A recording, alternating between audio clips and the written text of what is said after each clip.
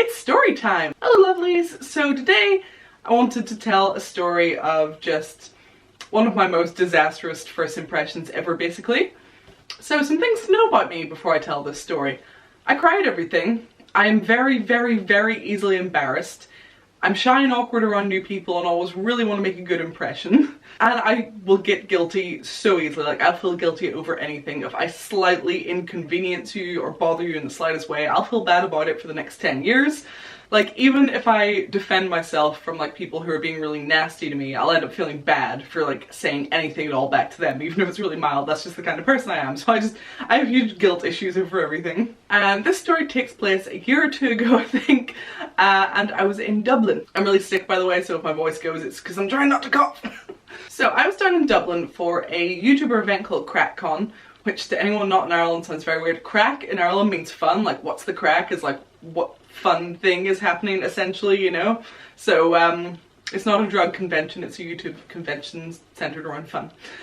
So yeah, I was going down to CrackCon for the first time ever and I was doing a panel and stuff and it was all good fun. And there were like loads of like really awesome people there, but at the end like everyone kind of went off and our group lost everyone. So at the end it was me and Jake, obviously, my friend Melanie, who you've seen on this channel before, who I adore. She's just one of the best people in the world.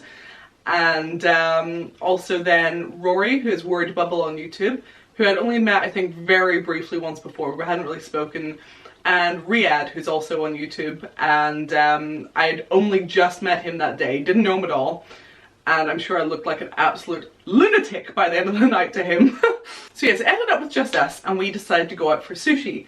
I can't remember where we went, it's some sushi place in Dublin. It was really, really nice, and we spent ages there.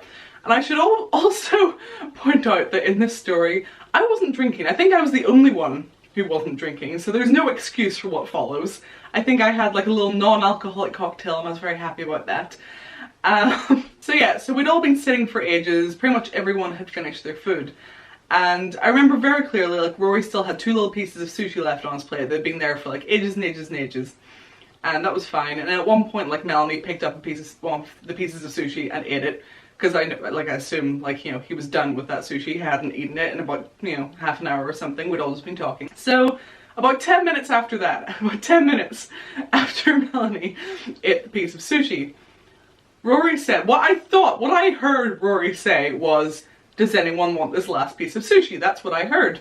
And I was like, well, I don't think food going to waste, and it looks like sushi. So I was like, yeah. So I reached out and I took a bite. And everyone turned around and looked at me, and like Rory was like, I looked really horrified. And it turned out what he had said was, who ate my piece of sushi, referring to when Melanie had already stolen a piece.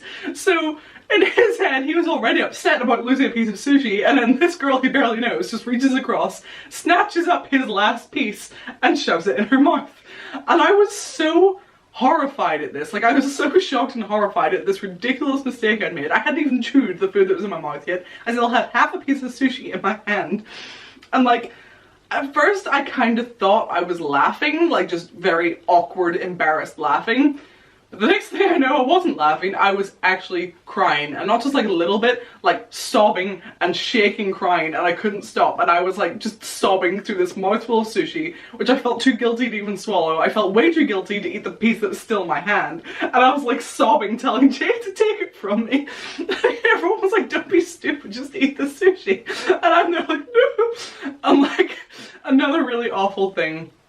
And let me just like, you know, sort of back this up by saying, first of all, I don't know if it's what it's like in other countries, but in Ireland, if you're getting along well with someone, you take the piss out of them. And also, if someone like, you know, even if someone is like underweight, if they like eat a lot and a lot and a lot, you know, you call them fat as a joke. If you're friends with them, obviously, like that's just the way it is. So, poor Riyadh, bless him, not knowing about my body confidence issues. Right after I'd done it and after my realization of what I'd done, he like jokingly went, ah, you fat bitch. I'm like, I know that that was a joke. I'm so aware that that was a joke, and like I'm not offended by it at all because I know he didn't mean that I look fat. It was just a thing we say over here. And I know that. I'm fully aware of it, and I don't blame him at all because me and my friends would always joke when it's like that.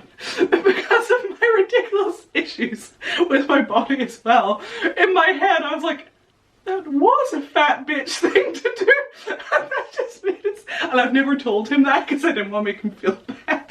So hopefully he's not watching this. If he is, don't worry. Like, I know it was a joke. It was just in the moment. I was like, that was a fat bitch thing to do. So I just started crying even more. And I was just there, like this sobbing, raving lunatic over nothing. All I did was like accidentally take a piece of sushi in a misunderstanding. But I was like an absolute mess, just crying on the table, and I couldn't stop for so long. And then when I finally did stop, I kept starting up through the night. I cry over really little things, or else I would just remember. I would remember stealing the sushi and I'd start crying all over again. And this went on way into the night. Riyadh left eventually and the rest of us stayed at Melanie's house, and just all night I would remember it and I would start crying. And like Rory found it all hilarious, obviously, like he thought it was just like the funniest thing ever, but I still felt awful and I just couldn't stop. And I think by the end of the night we all ended up crying in the kitchen. I can't remember everyone else's reasons. I think everyone else had deep reasons for crying, like everything got very real. We had like quite chatty talks and like it all led to everyone crying, but I was the only one crying for stealing sushi. And it was just the most ridiculous situation I've been in. I was like, yeah, I'm going out with new people, I'm going to make a good impression on these new people. And instead, just the whole night I was crying over nothing. I was really weird because of it, because it opened the floodgates. I'm surprised Riyadh ever wanted to see me again after that.